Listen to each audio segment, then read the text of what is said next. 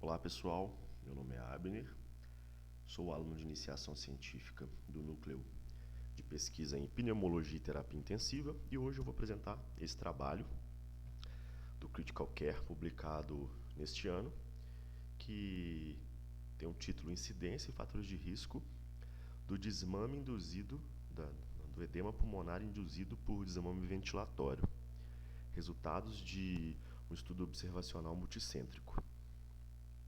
Então, na introdução, durante o processo de desmame ventilatório, a transição da ventilação com pressão positiva naquele paciente entubado para a pressão negativa em respiração espontânea pode induzir alguma disfunção cardíaca, levando a um edema pulmonar. É o que a gente denomina de UIPO, que é o edema pulmonar induzido pelo desmame. E a incidência da UIPO é pouco documentada e seus fatores de risco também não são tão esclarecidos. Portanto, o objetivo do estudo, o objetivo primário, é determinar a incidência de UIPO em uma população mista de pacientes críticos em unidades de terapia intensiva. Desculpa, estou tossindo bastante hoje. E os objetivos secundários são determinar as características dos pacientes que desenvolveram UIPO e identificar os fatores de risco. Quanto à metodologia, esse estudo se trata de estudo observacional, multicêntrico, conduzido em 13 UTIs terciárias localizadas na França, Itália e na Índia. Ele foi registrado no Clinical Trials e foi aprovado pelos comitês de éticas locais. A população do estudo e o teste de respiração espontânea. Quanto aos critérios de inclusão, nós temos pacientes adultos críticos em ventilação mecânica invasiva, pacientes intubados no caso, no momento que o médico assistente decidia realizar um teste de respiração espontânea. E os critérios de exclusão eram pacientes com ECMO ou algum suporte ventricular, pacientes com ordem de não reintubação ou decisão de suspender as terapias de suporte à vida, pacientes paliados, etc., e também pacientes com traqueostomia. Quais foram as técnicas de teste de respiração espontânea utilizadas? O tubo T, então foi realizada uma desconexão do ventilador e conexão na fonte de O2, a ventilação mecânica no modo PSV com PIP e PSV sem PIP. Observações. O método do teste de respiração espontânea e o uso sistemático de VNI após extubação não foram padronizados. E os pacientes poderiam ser incluídos mais de uma vez no teste de respiração espontânea. A gente vai observar melhor isso no flowchart inicial dos resultados. Pois bem, quais eram os critérios de falha no teste de respiração espontânea? O paciente apresentava dispneia, que foi caracterizado com a frequência respiratória maior que 35 ou aumento de 50% do basal do paciente. O paciente apresentando hipoxemia, o paciente com a hipertensão sistólica isolada ou um paciente com hipercapnia. Só um detalhe, na hipercapnia, geralmente, os valores brasileiros aqui de 35 a 45, aqui ele considerou hipercapnia maior ou igual a 42 milímetros de mercúrio. E a falha na extubação ela foi caracterizada como necessidade de reintubação ou VNI não planejada nas primeiras 48 horas após a extubação. Agora, a falha no desmame foi uma falha no teste de respiração espontânea ou falha na extubação. E esses pacientes foram classificados com essa classificação de WIND quanto ao tipo de desmame. Um desmame curto, um desmame difícil ou prolongado, sendo ele curto, menor ou igual a 24 horas, o difícil de 1 a 7 dias e o prolongado mais do que 7 dias. O diagnóstico de edema pulmonar induzido por desmame ventilatório ele foi feito por 5 especialistas que foram cegados por histórico clínico e o desfecho do teste de respiração espontânea do paciente.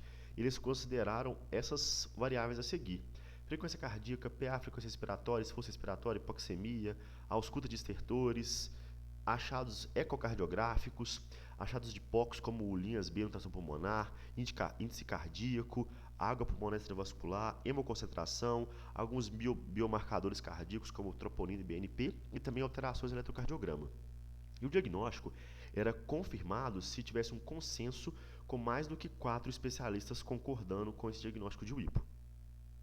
Quanto à análise estatística, os dados categóricos, os dados categóricos eles foram colocados em frequência e porcentagem. Os dados contínuos foram expressos em média com um desvio padrão ou mediano intervalo interquartil. As comparações paramétricas, a gente usou o teste TED-Student, as não paramétricas, o teste Mann-Whitney ou Wilcoxon, e as proporções, a gente usou o Q quadrado exato ou o teste Fischner.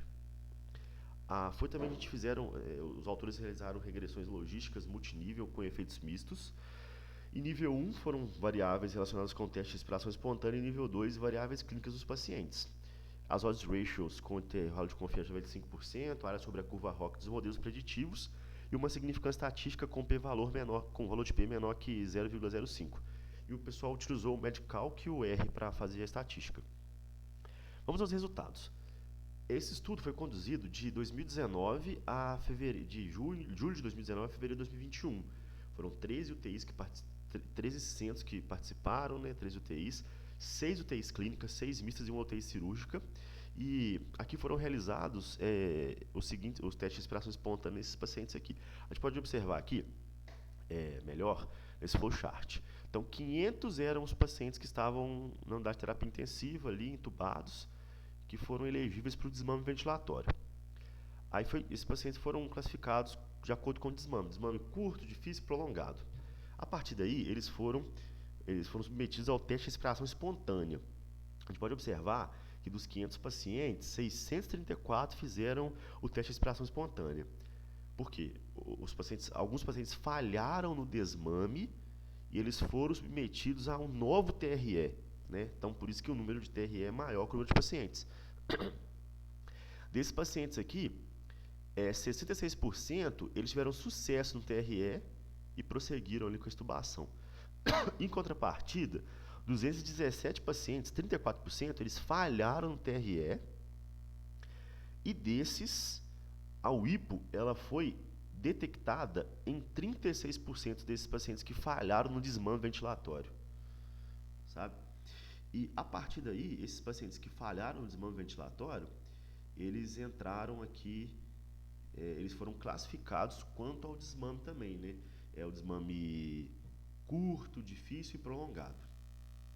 Aqui na tabela 1, nós podemos observar as características do baseline dos pacientes. Nessa primeira coluna aqui, tem os pacientes que tiveram sucesso no desmame ventilatório, e nessa coluna mais à direita, os pacientes que tiveram falha. Nós podemos observar que aqueles pacientes que tiveram sucesso no desmame ventilatório, a maioria era do sexo masculino, com o valor de P de 0,006, com significância estatística. A maioria desses pacientes também, quer dizer, os pacientes do grupo que teve sucesso no desmame ventilatório, eles tiveram a duração do TRE ali com a média com a mediana, na verdade, de 4 minutos, em contrapartida dos pacientes que falharam tiveram um TRE ali com a média de 6. A duração do desmame ventilatório dos pacientes que falharam, os pacientes que não falharam, foi muito próxima ali de 60 minutos, mas a gente teve significância estatística entre os grupos, favorecendo aqueles pacientes que tiveram falha no desmame, inclusive, com a duração um pouco menor, com os intervalos interquartis menores. Aqui, quando as indicações de intubação, nós podemos observar que insuficiência respiratória aguda, sepse, algum choque qualquer, eles foram mais presentes em termos percentuais no grupo de falha do desmame ventilatório com valor de P menor que 0,001. E quanto às outras causas, pacientes vítimas de trauma, nós podemos observar um número maior desses pacientes no grupo que teve sucesso no desmame ventilatório. Quanto a metodologia utilizada no TRE, nós podemos evidenciar aqui que a maioria desses pacientes foram submetidos à metodologia com o tubo T, né, sendo a maioria deles no grupo que teve sucesso no desmame ventilatório, e também com história médica pregressa, os pacientes que apresentaram ARDS, né, insuficiência respiratória aguda grave, a maioria deles estava aqui no grupo de falência do teste de desmame, né, ventilatório. Aqui nessa tabela S4, que é uma tabela retirada do suplemento do artigo ali, porque os autores eles citam ela primeiro, antes de citar a tabela 2 do texto propriamente dito, foi realizada uma análise multivariada para a falha do desmame ventilatório. Então, a gente consegue observar aqui essas variáveis que foram usadas na análise multivariada, e quais foram os fatores associados à falha no desmame, os fatores independentes associados à falha do desmame? Os pacientes que apresentaram ali ARDS, como história médica, como história clínica, né? Pacientes com síndrome de desconforto respiratório agudo, pacientes que estavam fazendo TRE com tubo T e pacientes que ganharam peso, inclusive, né? A curva ROC do modelo preditivo, ela apresentou também significância estatística, só que os autores não colocaram o gráfico da área da curva ROC para a gente analisar. Aqui nessa figura 1, nós podemos observar esse gráfico de fatias demonstrando aqui a incidência da falha no teste de respiração espontânea e a incidência também de UIPO nesses pacientes, né, um N de 500 pacientes. Nós podemos ver aqui que 66% dos pacientes eles tiveram sucesso no TRE. E agora, esses 34% dos pacientes que não tiveram sucesso no TRE, tiveram uma falha no TRE, desses aqui, 22% apresentaram o IPO, né? Que isso é igual a um N de 79 casos. Aqui na tabela 2, os autores eles fizeram a comparação entre os pacientes que falharam no teste de respiração espontânea e entre os pacientes que apresentaram o IPO, né? Daqueles que falharam no TRE, os que apresentaram o IPO. Então, nós podemos observar aqui nessa primeira coluna aqueles pacientes que não tiveram o IPO e aqui os pacientes que apresentaram. Então, os pacientes com SAP score maior, eles tiveram o IPO com significância estatística.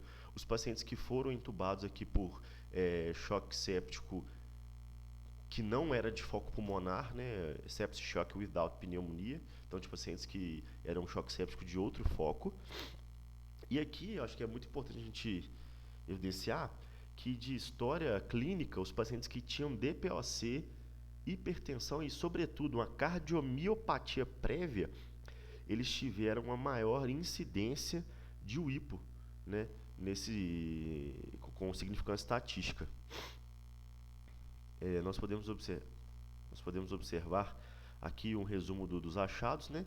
O SAPS-2 era mais elevado para pacientes com hipo, DPOC e cardiomiopatia também foi mais importante em pacientes com hipo também. Aqui nessa figura, nós pegamos esses dois preditores clínicos, né, que é DPOC e cardiopatia prévia, que foram os dois fatores de risco mais associados com o hipo, né? E nós observamos aqui que os pacientes com DPOC, os que falharam, foram em 39% de teste de respiração espontânea. E em 70% desses pacientes, a UIPO foi a causa da falha no TRE. E de cardiomiopatia, a mesma história. 37% dos pacientes falharam e desses 37, 55 tiveram o IPO.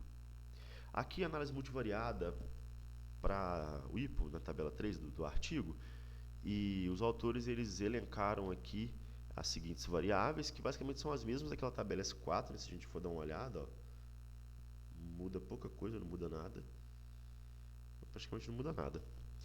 E nós observamos que tanto, de novo, a DPOC e uma cardiomiopatia prévia foram fatores de risco isolados ali, com intervalo de confiança extremamente alto, né? Ele passa do 1 bem longe, assim, vai bem para a direita, assim, com um valor de P significante. E aqui eles mostram aqui a área sobre a curva ROC, um ponto ótimo entre sensibilidade e especificidade, evidenciando um valor de P menor do que 0,01, e essa área da curva ROC, ela reforça mais uma vez essa análise do modelo multivariado que inclui DPOC e cardiomiopatia prévia, com uma área sobre a curva ROC de 0,83,4%. Né? E esse modelo de áreas de curva ROC teve significância estatística também. Então, nós concluímos que, nessa grande população mista de pacientes gravemente enfermos, a UIPO foi associada a 36% de falhas no desmame ventilatório. Doença cardíaca prévia e DPOC foram 2 fatores de risco dependentes para o desenvolvimento da UIPO durante o processo de desmame. Agora, aberto para discussão. Muito obrigado.